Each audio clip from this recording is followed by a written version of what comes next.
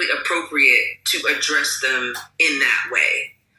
And then also the other side of, by putting people in a bucket, by labeling them, are we advancing the problem? Are we codifying or solidifying the problem and making it worse? I don't know. I'm sitting here really kind of thinking about that. We have no problem saying the KKK is the KKK and it creates harm. At the time, the KKK had they had a contemporary experience with people, and they weren't. Somebody would have said at that time, well, you shouldn't lump them all in the same bucket. That's what they would have said at the time, because the was justified by quite a few people. So is there value in naming, or are we harming the conversation by or demonizing?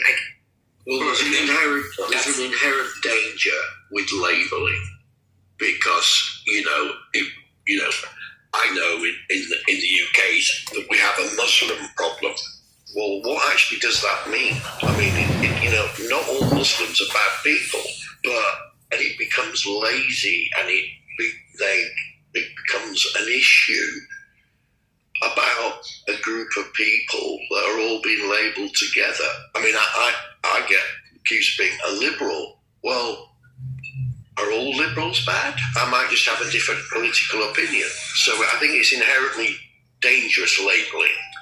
We need to know them by their fruits. Know them by their fruits. Their actions tell you who they are.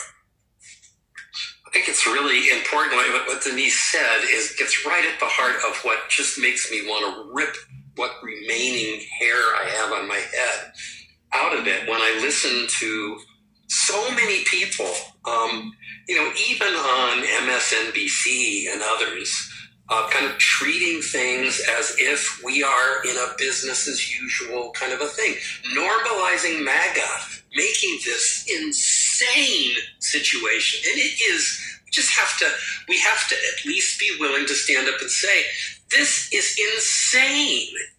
The person that we have leading this country is clearly a sociopath who gives not a shit about America.